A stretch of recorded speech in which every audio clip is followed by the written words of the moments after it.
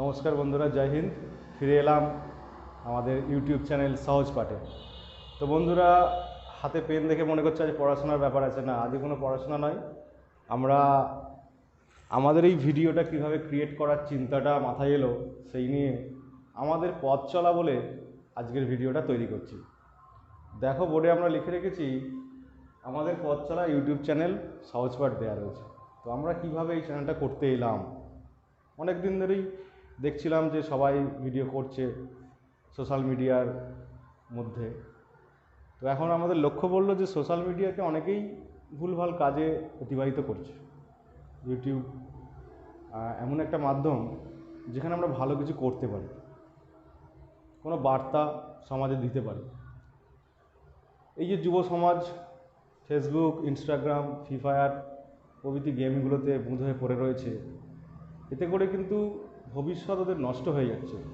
তাই সকল ছোট্ট শিশু এবং যারা স্টুডেন্ট রয়েছে সবার কাছে, বন্ধুদের কাছে এবং বড়দের কাছে আবেদন, মাঠে গিয়ে ফুটবল খেলো, ওই গেমিংগুলোতে নিজেদেরকে তাদের শিকার হয়ে পড়ো না, অ্যাডিকশান হয়ে পড়ো না, ওখান থেকে বেরিয়ে আসার চেষ্টা করো।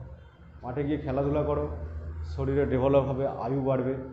কিন্তু এখন যেটা আজকে আমরা যে ভিডিও করতে এসেছি সেটা হলো আমাদের পথ চলা। আমরা ছাত্রছাত্রীদের এবং সমাজের সবাইকে যদি কিঞ্চিত মাত্র কিছু সুপরামর্শ দিতে পারি, সেই উদ্দেশ্যে আজকে আমাদের এই সোশ্যাল নেটওয়ার্কিং ইউটিউব চ্যানেলে আমাদের আত্মপ্রকাশ। তো যাই হোক, এখন আমরা দেখি আমরা কিভাবে আমাদের এই পথ চলাটা শুরু করলাম। প্রথমে আমরা ভেবেছিলাম যে পারবো কি, তারপরে কয়েকজন স্টুডেন্ট মিলে আমরা চিন্তায় পড়লাম কীভাবে নামটা ঠিক করব। একটা ভালো নামও পেলাম। তারপর বহুদিন হয়ে গেল, ভুলে গেছিলাম। আবার শিক্ষার্থীদের অনুরোধে, তাদের আবদারে, স্যার একটা চ্যানেলটা করুন। তো দ্বিতীয়বার যখন চ্যানেল করতে এলাম তখন নামটা আবার আমরা ভুলে গেছিলাম। তো সেই নামটাকে খোঁজার জন্য আমরা অনেকে মেডিটেশন করলাম যে আমাদের একটা সুন্দর নাম ছিল, এবার নামটাকে উদ্ধার করলাম যে ভালো এই নামটা। তারপর আমাদের দুটো স্টুডেন্ট হিতেশ এবং উজ্জ্বল, এদের উৎসাহেতে আমি চ্যানেলটা খুললাম। চ্যানেলের নাম ঠিক হলো, প্রথম ভিডিও শ্যুট হবে। তো প্রথম ভিডিও শ্যুট করতে গিয়ে দেখলাম প্রথম তো অনেক কাট হলো, ভুলভ্রান্তি হলো, দীর্ঘ সময় লেগে গেল। তারপর আমরা আজকে 3 নম্বর ভিডিও পার করেছি, এখন 4 নম্বর এই ভিডিওটা আমাদের পথ চলাটা দিচ্ছি। তো আমাদের যদি কোনো ভুল ত্রুটি হয় সেটা আপনারা কমেন্ট করে বলবেন, কমেন্টে এসে আপনাদের মতামত জানাবেন। ভুল তো মানুষ মাত্রই হতে পারে, কিন্তু ভালো কিছু করার মধ্যে একটা আনন্দ আছে, একটা আত্মতৃপ্তি আছে। সেই উদ্দেশ্যেই এই ইউটিউব চ্যানেলে আমার শিক্ষার্থীদের সহযোগিতায় তাদের পড়ার রুমে আমি এই ভিডিওটা করছি। আশা করি আগামী দিনে আমরা বিভিন্ন পাঠ্যাংশ থেকে কিছু কবিতা রচনা, বাংলা শুধু নয়, ভূগোল, সাধারণ নলেজ প্রভৃতি আলোচনা করার সুযোগ যদি পাই ব্যস্ততার মধ্যেও, সেগুলো আনার চেষ্টা করব। এখন আমাদের পথ চলা ভিডিওটা আপনাদের কতটা ভালো লাগবে সেটা জানি না, কিন্তু আমাদের যে কর্মকাণ্ডগুলো সেগুলো হাসি মজার মধ্যেই অতিবাহিত করেছিলাম, সেগুলোই আপনাদের সাথে শেয়ার করছি। আরও যদি কিছু ভালো করতে পারি তার জন্য আপনাদেরকে আমাকে কমেন্ট করে জানাতে হবে, তাতে আমি উৎসাহিত হব।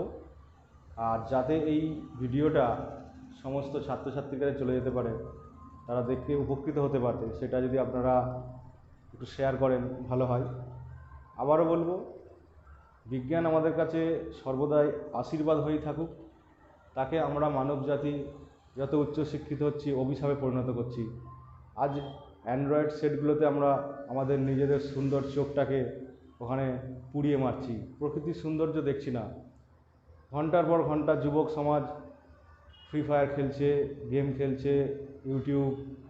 ইউটিউবের বিভিন্ন রকম খারাপ দিকগুলোও আছে, সোশ্যাল মিডিয়ার ভালো মন্দ রয়েছে, ফেসবুক, এতে বেশি সময় নষ্ট করে দিচ্ছে। তারা যদি ওই সময়টা পড়াশোনা করতো, মাঠে গিয়ে খেলতো, ভালো হতো।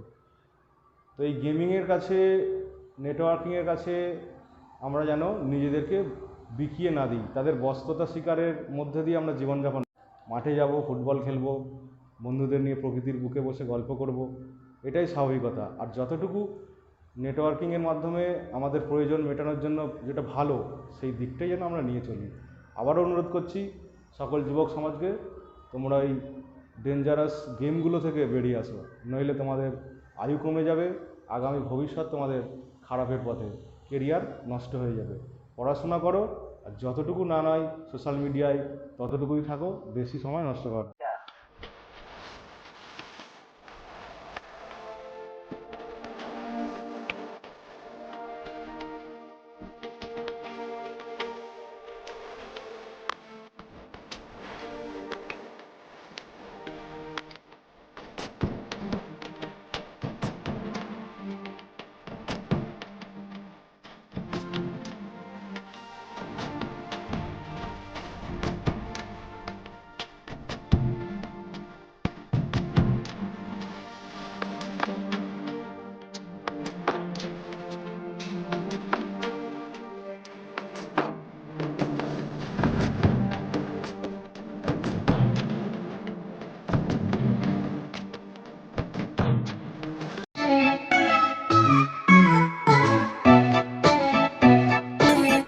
আশা করি আপনাদের এই ভিডিওটা ভালো লেগেছে, আমাদের এই পথ চলা।